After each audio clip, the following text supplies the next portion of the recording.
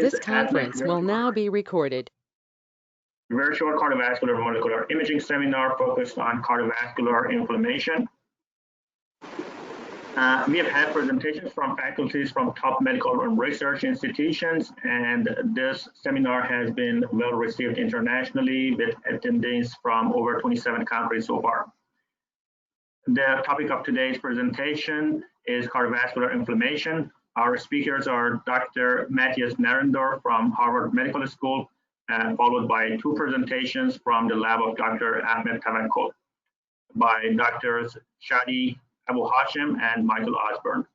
Dr. James Thackeray will be the discussant of today's session, and I will moderate the session. A few housekeeping tips before we start the talks. All attendees are muted by default to minimize the background noise. There will be a Q&A session at the end of the presentations. And please note that your comments will be visible to everyone in the, who are attending these sessions. And the presentation will be recorded and available on the ASNC website. I'm going to introduce the speakers. The first part of our session is a didactic talk by Dr. Matthias Nahrendorf. Dr. Nahrendorf is a professor of medicine at Harvard Medical School. He is a principal investigator at the Center for System Biology and the director of the mouse imaging program at MGH. Dr. Nahrendorf received his joint PhD and MD degrees from the University of Heidelberg in Germany, and he has been a very productive scientist and pioneer in the field of cellular and molecular processes involved in atherosclerosis and myocardial infarction, with a particular focus on myeloid cells and hematopoietic system, with numerous publications in very high impact journals, including Science and Nature. The second part of the discussion is two presentations from the research group of Ahmed Tawakol. Dr. Tavakoli is an associate professor of medicine at Harvard Medical School. He's a director of nuclear cardiology and co-director of the Cardiovascular Imaging Research Center at MGH. Dr. Tawakol has been well-funded from multiple NIH and industrial sponsors for foundation grants.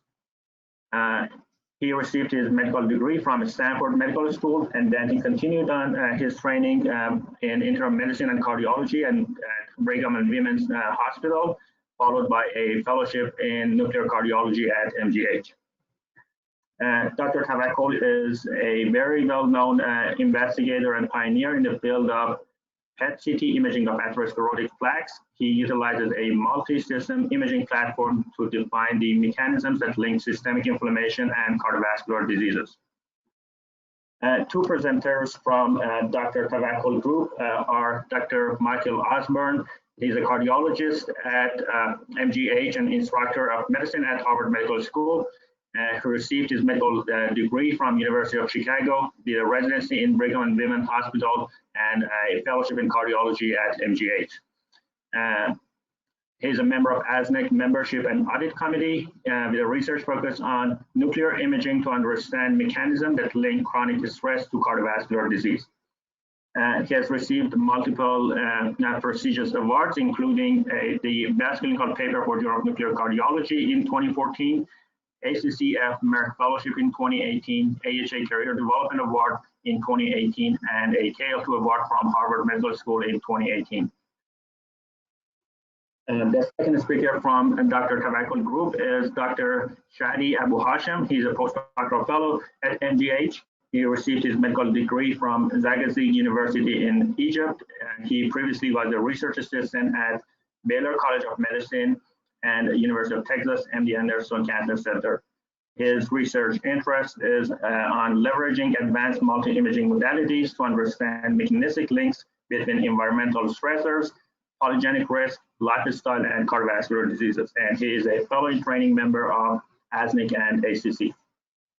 Our discussant today is Dr. James Thackeray. Dr. Thackeray is a research group leader at Hanover Medical School. He received his PhD from Ottawa Heart Institute and did a postdoc in nuclear medicine and cardiology at Hanover Medical School in Germany.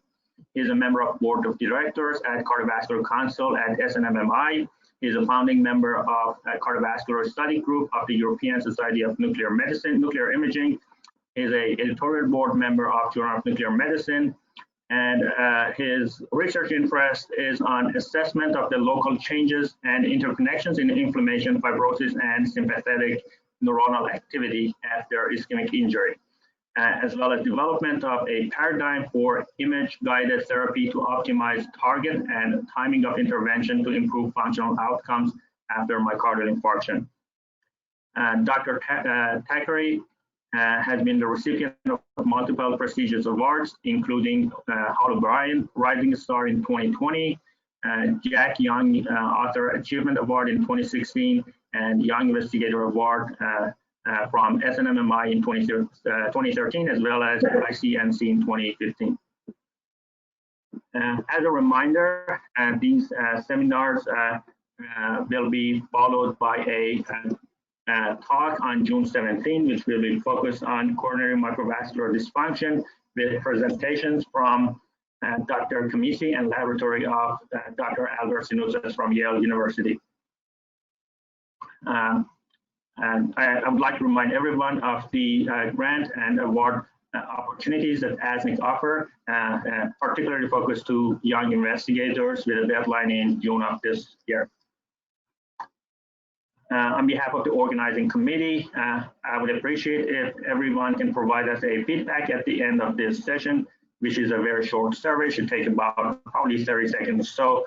And I would like to turn the podium to Dr. Nahrendorf without further ado. So would you mind turning that? Thank you, Sina, for this introduction. This is really for treatment at NYP Brooklyn Methodist. Call 718-499.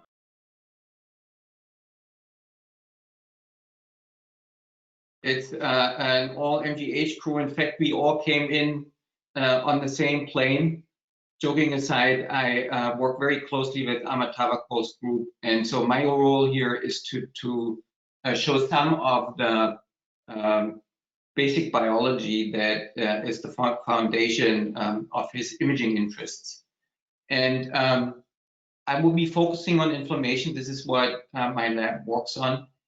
This is an exciting imaging topic because inflammation is involved in pretty much everything you can think of. And the immune system can be thought of as a dispersed organ that you can find everywhere, but then it emerges as a focus for imaging targets in areas of acute and chronic inflammation, where it's confined to certain areas. What has been really eye-opening over the last decade or so is that even in healthy tissues, you find lots of leukocytes, the cellular protagonists of inflammation, and chiefly among them resident macrophages. That is actually true for the heart. So 7 to 8% of resident cells in the healthy heart are macrophages. And if you look at where they live, the short answer is pretty much everywhere in the valves, in the epicardial space, nestled within the vasculature in the heart, and obviously close to cardiomyocytes. So these are resident macrophages. They actually, to a large degree, do not derive from monocytes, and they're even in a normal non-inflamed heart. The other class of macrophages derives from the bone marrow. This bone marrow source relies on hematopoietic stem and progenitor cells that make all circulating blood cells, including red blood cells, platelets, leukocytes. And these cells monocytes are meant to circulate throughout the system to defend against invaders, help healing injuries. In the setting of cardiovascular disease, they often turn into bad guys and are culprit cells that you can find instigating inflammation and atherosclerotic lesions. One particularly interesting target for us imagers is acute myocardial infarction, and that's chiefly due to two reasons. One is you get a really high amplitude of signal. There's a lot going on in an acute infarct, so you can actually image the cells, the leukocytes per se, with nanoparticles. You can image their surface receptors Bourgeois has an effort developing a probe for CCO2, a chemokine receptor that's responsible for migrating cells binding the site of inflammation. And then, whatever function and downstream products they may have, that includes, for instance, angiogenesis in the heart and fibrosis. The other reason why this is a really important imaging target is that acute inflammation in the infarct matters so much. It will really set the stage for the patient to either go on and develop heart failure or die, or recover and have a good resilience against this injury. I like this association plot here showing that the mortality in patients with acute MI really associates with the leukocyte count. You see that there's a sweet spot where there's just the right amount of leukocytes available to respond to this injury. But there on the right-hand side on your slide, you see that leukocytosis is associated with excess mortality.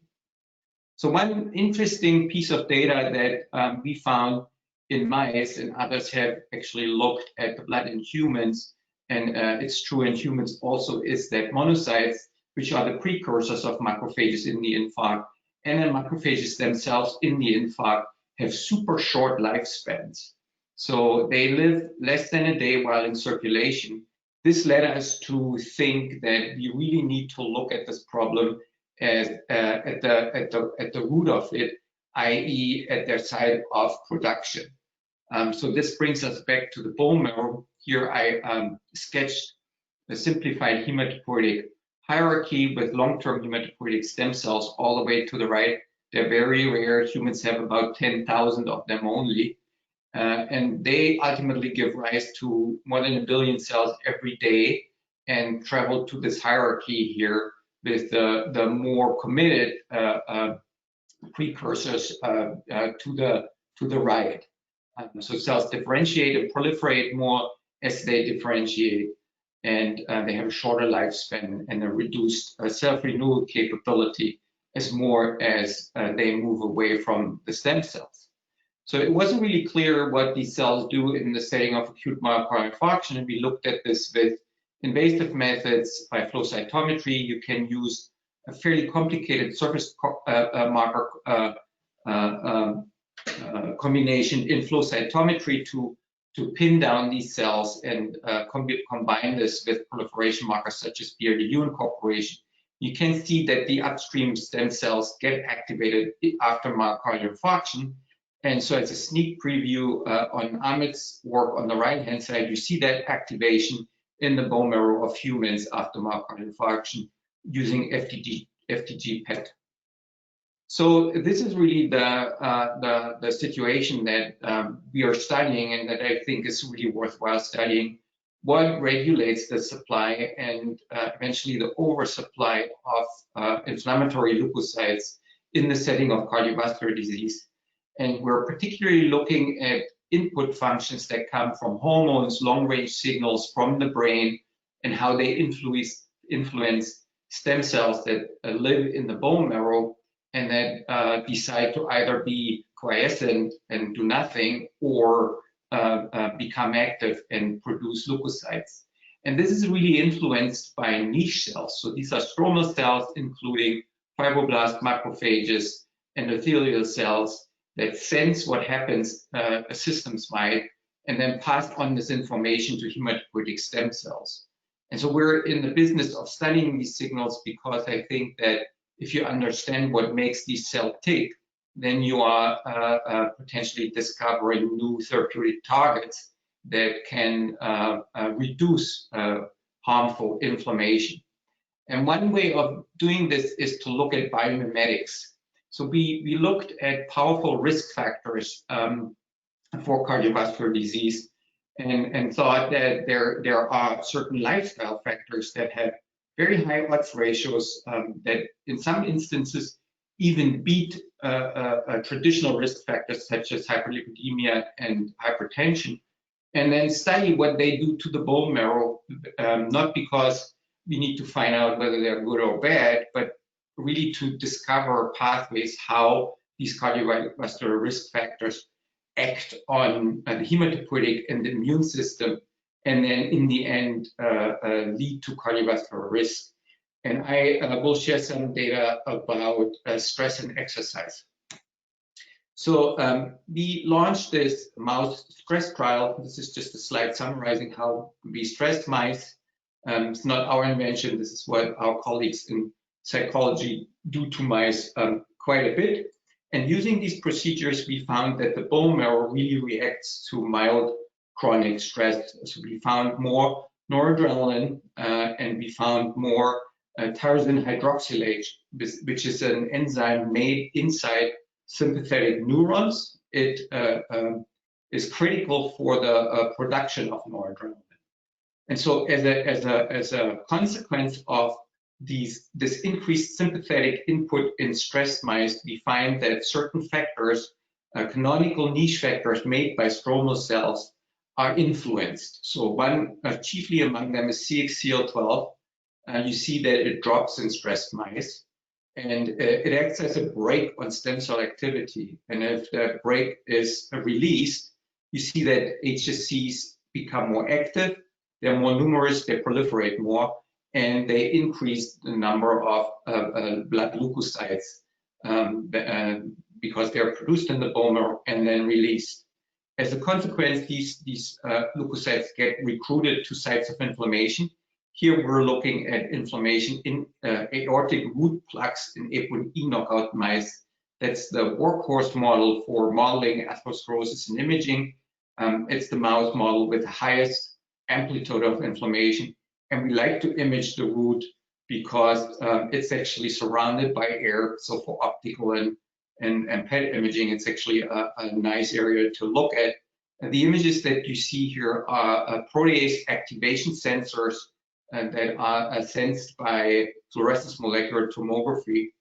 And these proteases are produced by myeloid cells that we then can see by flow cytometry. So we see an increase of neutrophils, inflammatory monocytes, and macrophages in the plaques of these mice.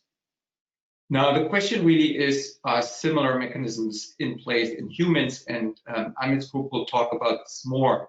We had get a first insight here by investigating residents on the intensive care unit. And we went to this part of occupational stress because they have a very defined rota, so they work and for a certain number of days and then they are off. We asked them, are you more stressed when you're working on ICU? Indeed they are. That's the stress scale on the left-hand side. And then in sync with this, blood leukocytosis is actually higher, so there are more circulating leukocytes while these ICU residents are stressed at work. Now, going to a different lifestyle factor that has potentially the opposite function, I want to talk about voluntary exercise. That's actually not the risk factor. The risk factor is sedentary behavior. But we decided to look at the effect of exercise because it may actually be a proactive behavior that antagonizes what you, for instance, see in stress. And so we went to this voluntary exercise model here because these mice are absolutely not stressed by the exercise. That's in opposition to, for instance, forced exercise where mice have to swim to not drown or get electric shocks to actually run on a treadmill. You see this little mouse here enjoys itself.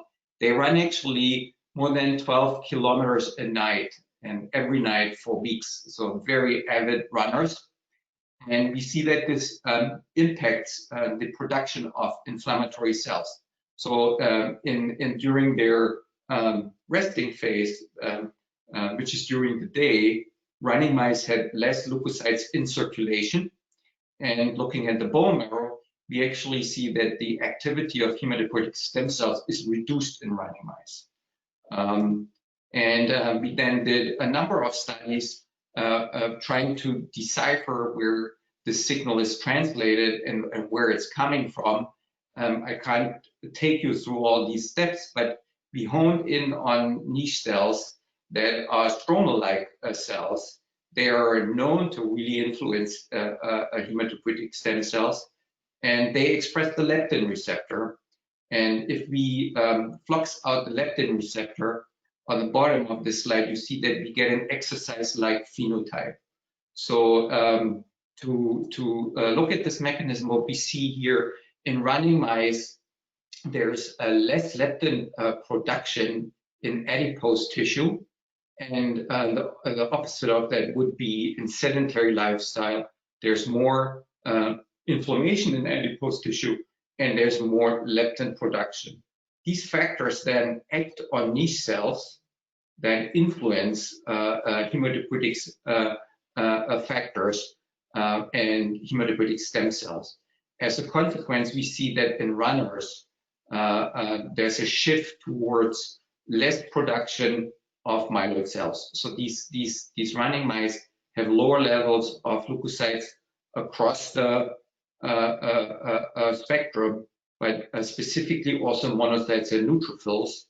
And this has an impact on cardiovascular inflammation. So we did an experiment here where we took, again, mice with atherosclerosis that either were sedentary or running, and you can see that this was started 10 weeks after they already received high-fat diet. So these are mice that have established atherosclerosis. And what this slide shows you is that if they start running, they stop this progressive increase of leukocyte production, which decreases inflammation systemically, including in their atherosclerotic plaques. So sedentary mice, as a result, had more inflammation and larger atherosclerotic plaques. We also have some retrospective clinical data to back up this pathway. These are two cohorts that we had a chance to look at. One is the CANTOS trial, and the other one is a tissue bank, the AtherExpress.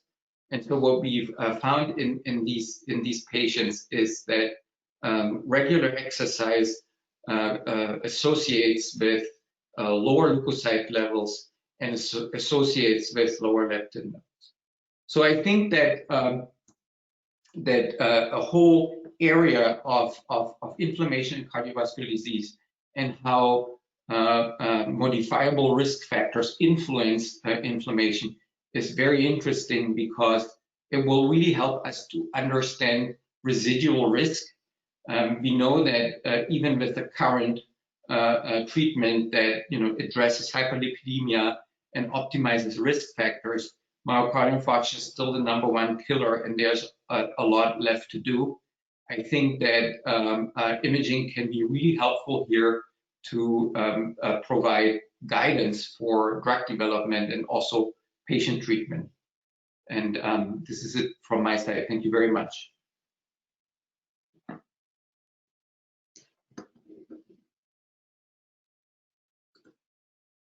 Thank you very much, Dr. Nahrendorf. That was a really elegant summary of some pretty extensive work. I think Sina meant to mention you can also add questions to the chat to any of the other attendees, which will be monitored and relayed on to the speakers as well. I can get us just briefly started. To bring things towards the imaging side, the traditional way of looking at inflammation is this interplay between the bad inflammation and the good inflammation. And are we at a point where we can differentiate from an imaging standpoint between these two different, effectively, subtypes of cells? Excellent question, James. I think that we're moving towards that. I think the field is really just now understanding the heterogeneity of macrophages and other immune cells. We've gone from no macrophages in the heart to 7 subsets very, very quickly. We hopefully have left M1 and 2 behind us. That's an outdated in vitro concept that I would, everybody advise to be careful about. But I think that we're now also developing the tools to look at this. Some modalities can't. So I don't think that FDG is very specific. It doesn't even, tell us something about macrophages versus endothelial cells. It can associate with one or the other depending on the situation, and can still be very useful because it's available, but it's not specific, not even to immune cells. And then we have a class of imaging agents that can do that, can image immune cells. I'm thinking of nanoparticles. I'm thinking of immunopet that uses, for instance, CD11B. And then there's actually now imaging agents that are more fine-tuned towards subsets. CCR2 is a good example. So CCR2 targeted PET probes will tell us about inflammatory macrophage subsets and inflammatory monocyte subsets. I think that it really depends on the question, what you want to do. I think if you wanted to do inflammation imaging in patients right now, FDG is a good choice. But I think we're moving towards a tool set of agents that will allow us to also have better resolution in terms of heterogeneity. A question from the audience is, it was noticed you have sympathetic neuronal inputs on the bone marrow and the control of the inflammation. If you could expand a little bit on how that actually interplays. Yeah, so what happens here is that sympathetic nerve fibers can be found in the bone marrow. They run along arteries and arterioles, and they release the neurotransmitter noradrenaline. And that happens, for instance, if somebody is stressed, a mouse or a patient, or this happens after myocardial infarction. It also happens at a lower level as part of circadian rhythms. Noradrenaline then binds beta receptors, which are expressed by hematopoietic cells and the niche cells. And so this mechanism that we looked on specifically was related to beta-3 expressing niche cells, stromal cells, that then modulated niche factors CXCL12. So it took off the brake, CXCL12, and stem cells became more active. And then another question from the audience with regard to the exercising mice. If the mice are then stopped exercising, does it reverse the inflammatory response? Or? Yes, but not immediately. There's some epigenetic memory. So in mice, they can stop going to the gym for about 3 weeks, and then it will catch up to them. I advise not to stop, but yeah, so there are some memory effects, but eventually it will catch up to us. And then just one more question, I think, from my end is, if we are looking at the inputs from the spleen and from the bone marrow, does it actually become more important from an imaging standpoint to be looking at these hematopoietic reservoirs as opposed to looking at the infarct itself, where the timing is a little bit more tricky in terms of this dynamic and evolving multicellular perspective within the infarct territory? Would you perhaps get more information looking at the reservoirs directly? I think absolutely. And that's also, a fairly new area. I think, who images bone marrow? Not, it hasn't been on the map, but I think it makes a lot of sense. Maybe right now more in the research setting because it's, easier to image people than to do bone marrow biopsies. And it also covers more of the hematopoietic organ, which spans from head to toe. But I think that is really a newly discovered organ that has a relevance for cardiovascular disease, and we should think about imaging it.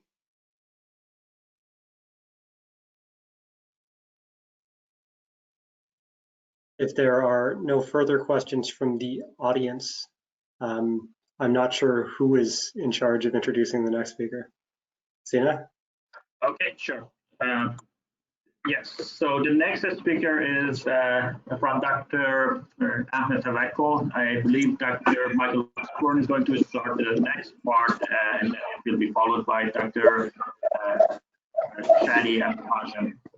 So, Joe, if you can, okay.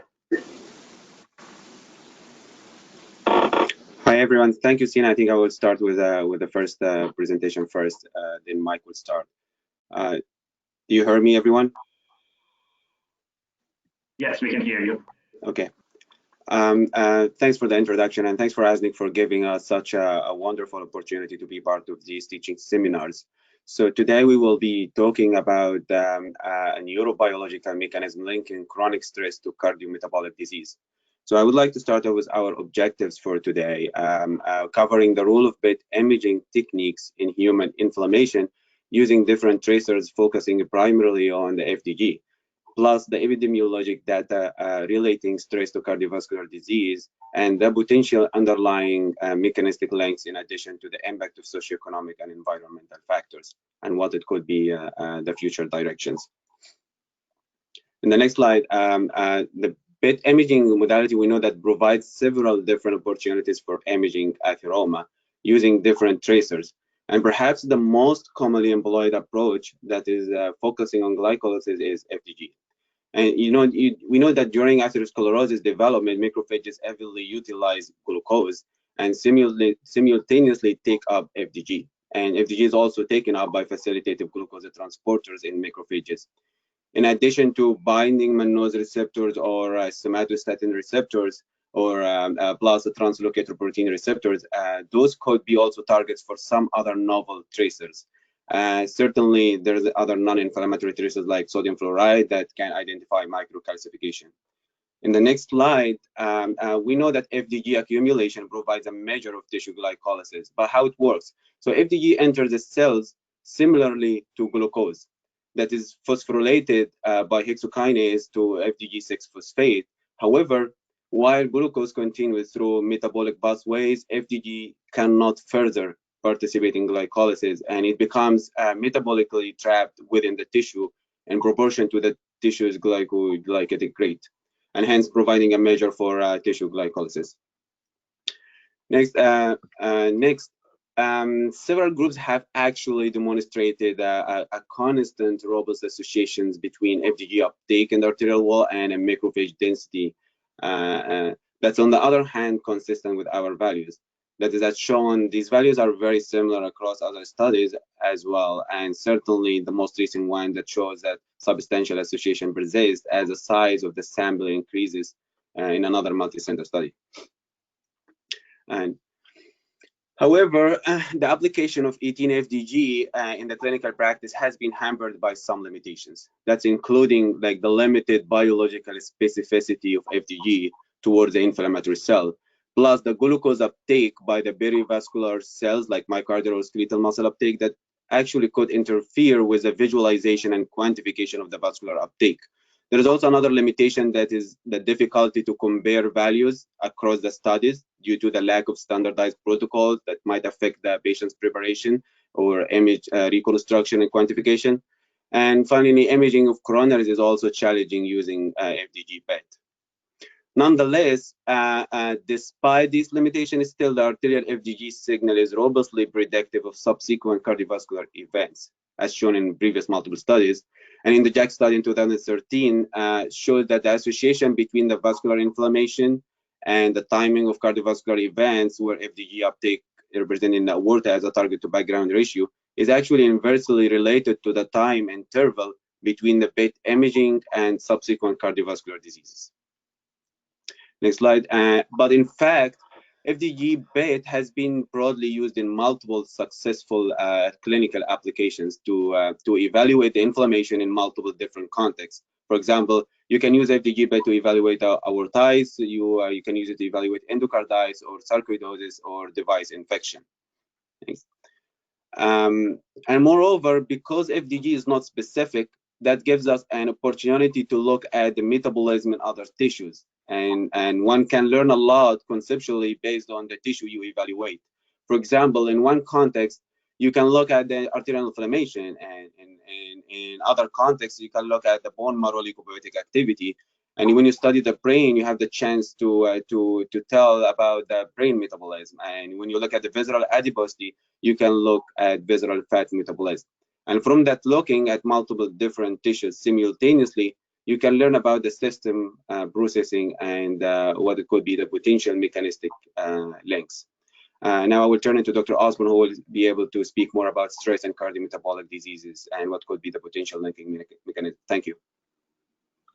Thanks so much, Shady. So I'd like to thank ASNC for this opportunity to present some of our work as well. So I'm going to be talking about how our group has leveraged multi-system FDG PET imaging to better understand the mechanisms linking stress to cardiovascular and metabolic diseases.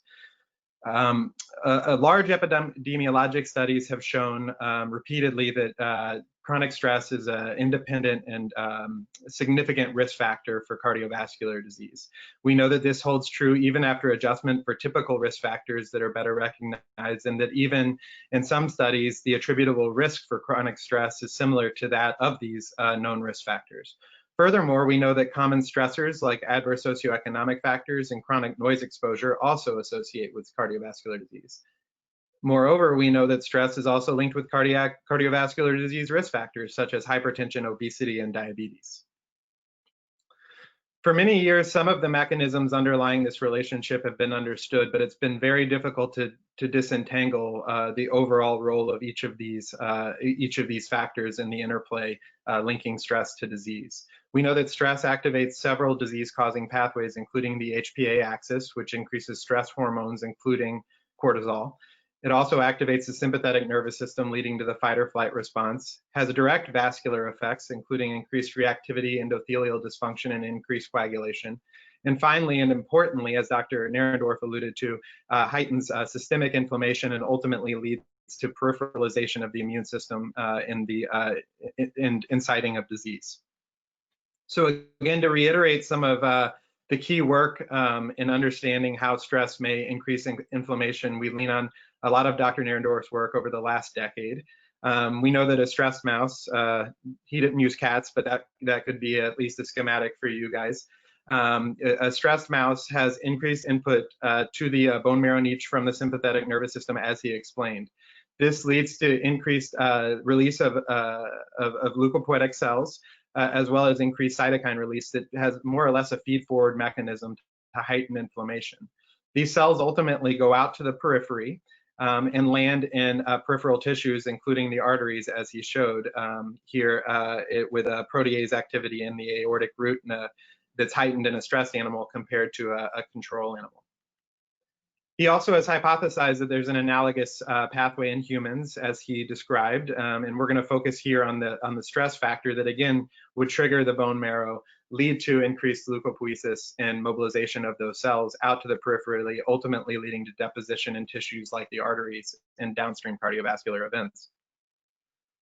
So one of the key questions that remained for us was, how does stress get into the system? It seems completely intuitive that this would start in the brain.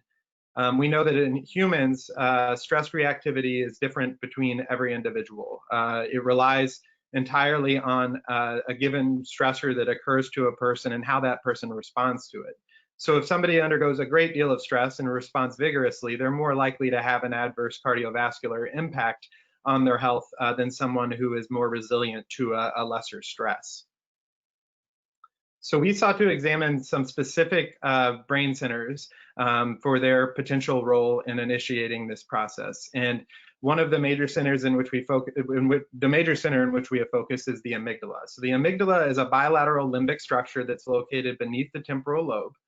It's involved in the emotional and physiologic response to stress, and really the fear response in mammals that's been preserved throughout evolution. We know the amygdala receives regulatory inputs from higher structures such as the cortex, as well as the hippocampus. We also know that it provides inputs down to the hypothalamus that help to regulate the release of stress hormones through the HPA axis, as well as activation of the sympathetic nervous system. Fortuitously, FDG PET imaging also allows evaluation of the resting metabolic activity of some of these brain centers, including the amygdala. We have defined amygdalar activity as the ratio of FDG uptake in the amygdala to the ratio of FDG uptake in the cortex, predominantly using the temporal lobe as our background correction. We know that this ratio is increased in stress conditions such as PTSD, It's also increased in animals that show a greater degree of stress characteristics, such as anxious temperament here in adult primates. Furthermore, we know from some of our work that this signal is stable over 3 months in individuals being treated with placebos. So we have hypothesized that the potential mechanism linking stress to cardiovascular disease is triggered in the brain, predominantly in the amygdala, leading to downstream increased leukopoiesis through the bone marrow, and then activation of systemic inflammation and atherosclerotic inflammation that may lead to cardiovascular disease events. So Dr. Tawakol sought to study this hypothesis and with both a prospective and retrospective cohort in a landmark study that was published in The Lancet in 2017. In the prospective cohort, he evaluated individuals with known stress conditions and performed the gold standard stress assessment, which is basically the perceived stress scale questionnaire, and then subsequently performed FDG PET imaging on those individuals.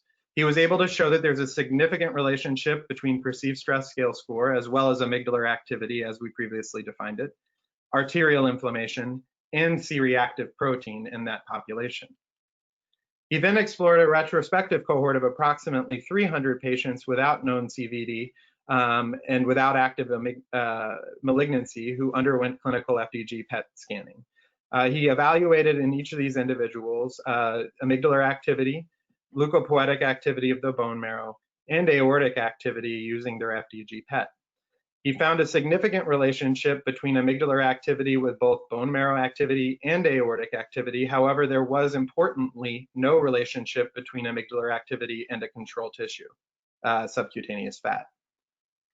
Moreover, in this population, amygdalar activity very robustly and independently predicted adverse cardiovascular disease events over 5 years of follow-up. This relationship was independent of numerous confounders, including cardiovascular disease and malignancy factors.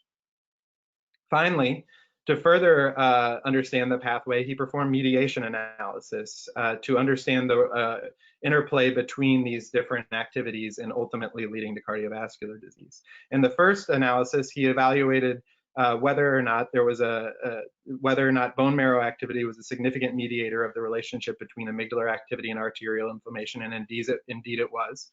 He then evaluated the role of arterial inflammation in mediating the relationship between amygdalar activity and adverse cardiovascular disease events, and that was also significant. So each of these mediators accounted for ultimately approximately 40% of the relationship between the independent and dependent variables. Importantly, Dr. Nehal Mehta's group recently published corroborative data in a separate cohort of individuals, largely with psoriasis and control patients. These individuals had also undergone FDG PET imaging, and many of them had also undergone coronary CTA. And in this study, Dr. Mehta was able to show that heightened amygdalar activity, again associated with increased leukopoietic activity as measured on PET, as well as both heightened atherosclerotic inflammation and high-risk coronary plaque volume on coronary CTA.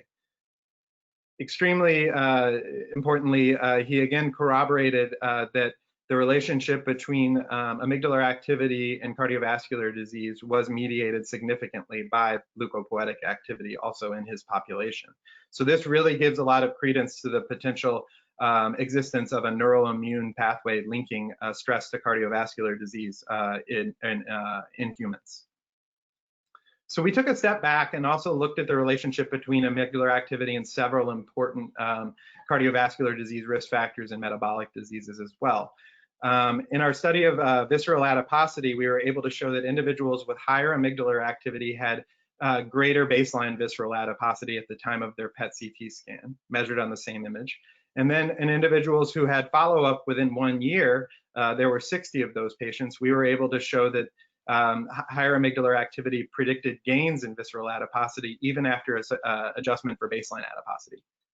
In a second study, we were able to show that amygdalar activity predicted the onset of incident diabetes within 2 years of baseline imaging, and that this relationship was also robust to adjustment for important diabetes risk factors and visceral adiposity. So given all of this evidence supporting the role of the amygdala in potentiating cardiometabolic disease, we thought we sought to evaluate some potential upstream stressors that may associate with heightened metabolic activity of the amygdala in the population at large. So we explored those common stressors that I mentioned before, such as socioeconomic factors and noise exposure. To evaluate socioeconomic status, we quantified neighborhood median income for each individual in the cohort by using US Census Tract data and their home zip code. And in this study, we were able to show that median income inversely and significantly associated with amygdalar activity, as well as arterial inflammation. Furthermore, we showed that individuals in the lowest quartile of neighborhood income had reduced event-free survival compared to those in the highest quartile of neighborhood median income. And again, this was robust to adjustment in Cox models. We again performed path analysis to evaluate the role of socioeconomic status in driving the front end of the aforementioned neuroimmune pathway. And we found that this pathway was indeed significant, and that socioeconomic status was associated with MACE through a pathway that included increased amygdalar activity, increased bone marrow activity, and increased arterial inflammation in series. Secondly, we evaluated the relationship between noise exposure and CVD acting through this neuroimmune pathway. From a lot of epidemiologic data that noise has repeatedly been associated with cardiovascular disease events and risk factors. It also associates with important cardiovascular endpoints such as endothelial dysfunction and oxidative stress. We also know that noise heightens activation of the amygdala and its connectivity when we look at functional MRI imaging. So just to give you guys a sense of the scale of noise, this figure here on the left shows some noise exposure from typical exposures that we have in our daily life. And I'd like to point out that the WHO has recognized an average level of 55 decibels as unhealthy. So again, this is an average, but that falls somewhere between noise and conversation. So it's not really a great deal of noise. So if you think of something that would actually cause annoyance in your daily life, such as a jackhammer, you're talking about something that's almost twofold higher than the unhealthy level. So in order to quantify noise for each individual in the cohort, we use the US Department of Transportation tool that allows a quantification of a 24-hour average transportation noise exposure at each individual's home address based on a location in reference to roads and airports. This data basically shows a very robust relationship between amygdalar activity and noise exposure. Furthermore, in the cohort, we found a striking association that among individuals who had high noise exposure and MACE, they also had higher amygdalar activity and arterial inflammation in comparison to an individual with low noise exposure who did not experience MACE. So again, when we examined survival analysis, we found that no matter how we sliced it, higher noise exposure independently predicted adverse cardiovascular disease events. So there was reduced event-free survival when we looked at the upper tertile of noise exposure, as well as the upper quartile, which coincided with the WHO cut point. And this was importantly independent of socioeconomic factors, healthcare access factors, CVD risk factors, and even air pollution. So we again employed path analysis to show that the relationship between noise and MACE is significantly mediated by amygdalar activity and arterial inflammation in series. So this really gives a lot of support for the neuroimmune pathway and provides us with some ideas about future directions for how to assess how this pathway could be modified or refined in humans. So it suggests several potential therapies, including stress reduction and lifestyle. I'd like to emphasize stress reduction because stress reduction has been shown to reduce inflammation as well as reduce cardiovascular disease endpoints. I know there was a recent pilot study from New York that showed improved myocardial blood flow following stress reduction in individuals eligible for cardiac rehab. We also know that stress reduction reduces perceived stress. So importantly, in a study that was conducted at MGH, for individuals who responded to stress reduction with reduced perceived stress, they actually experienced changes in the gray matter density of their amygdala. So this not only would be a potential therapy, but by exploring the changes incited in this pathway by stress reduction, it may provide more insights into the underlying mechanisms. Additionally, we could use other tracers besides FDG to better understand the pathways here at work. So in leveraging some of Dr. Thackeray's work, looking at C11 methionine, which is a TSPO tracer, he recently published on looking at a mouse model of MI, in which this tracer had coincident uptake in both the heart and brain following an MI, and that the location of the uptake in the brain was predominantly in astrocytes. And this may provide new insights into how physiologic stress may lead to downstream inflammation and worsening outcomes. So in conclusion, we've used FDG PET imaging to assess the metabolic activity in multiple tissues and explore the mechanisms underlying chronic stresses linked to cardiovascular and metabolic diseases. It appears that there's a neuroimmune axis that involves the amygdala, and that the common stressors that we're all exposed to drive the front end of this pathway. It also suggests that targeted therapies towards this pathway could be considered. So I know I mentioned some that may focus on the brain, but you could also consider anti-inflammatory therapies, statins, or other potential therapies that may target the downstream impact of stress as well. So here's our acknowledgements. I'd like to thank the American Society of Nuclear Cardiology again. I'd like to recognize some of our other research mentors, as well as our other lab members who make all of this work possible. And I'd also like to personally recognize the NIH and American Heart Association for grant support. And we would be happy to field any questions that you may have. Thank you. Thank you very much. Really a nice overview and really elegantly showing that there is beyond systems biology inside the individual patient, there's also kind of a systems interaction in the whole environment, I would say. Yep.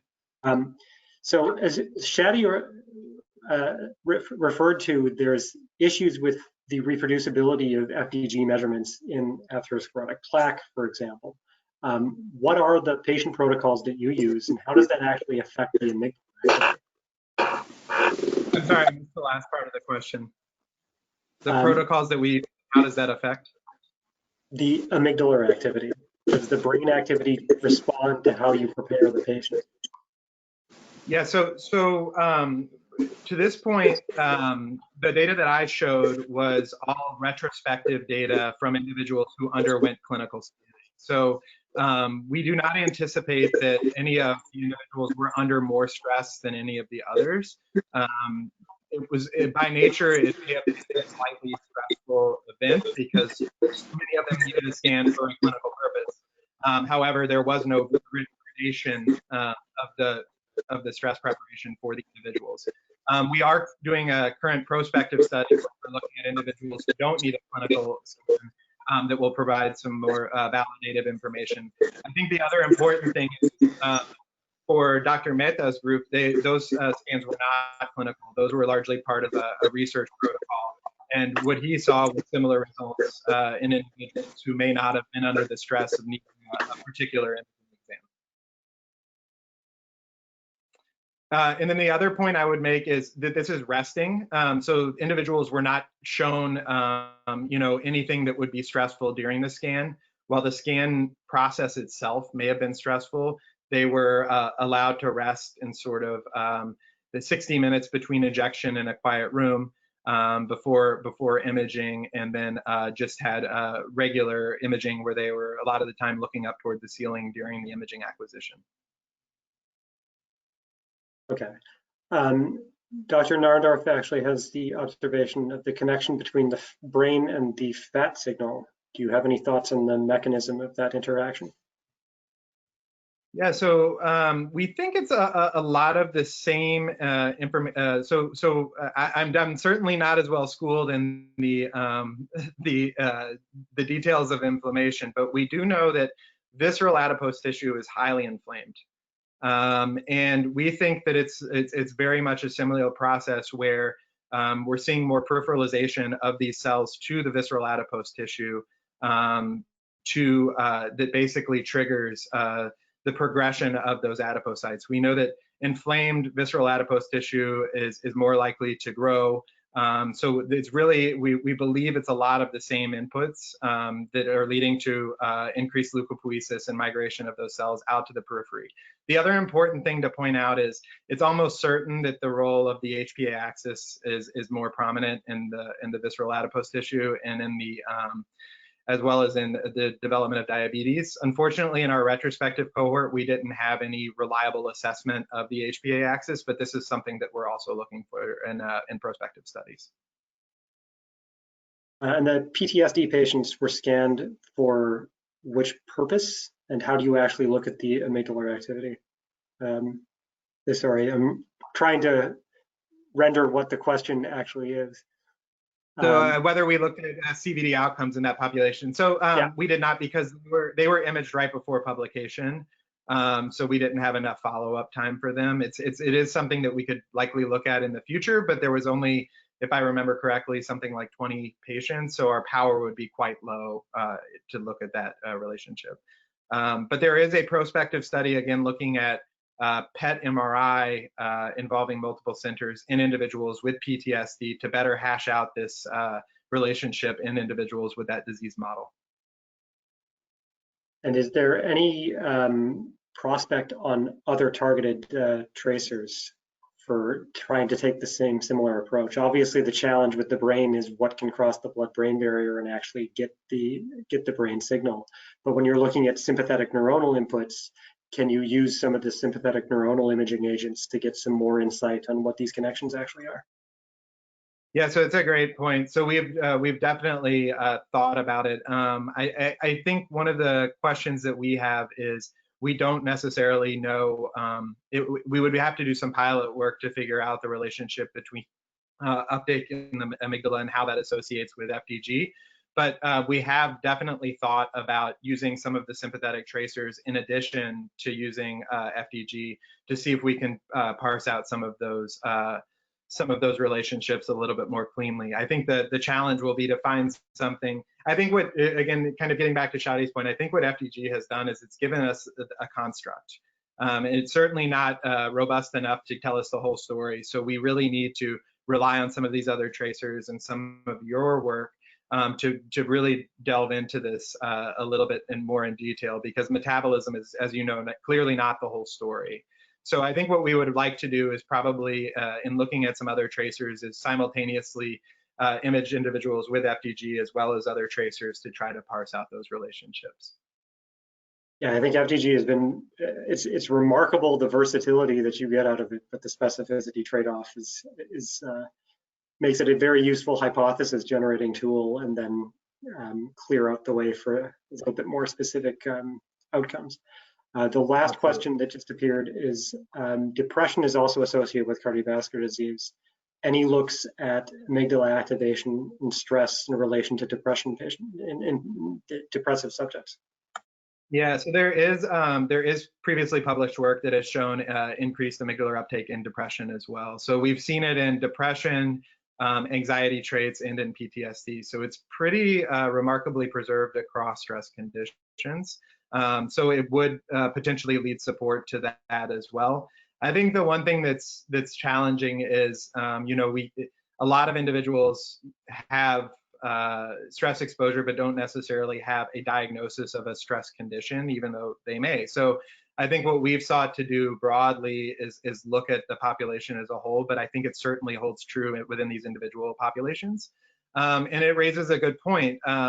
You know, there's been some inclination from larger studies that antidepressants may reduce secondary events in individuals who have previously had cardiovascular disease events. So it presents a potential opportunity to explore whether those drugs may actually modify the amygdala in any way, or its regulatory structures.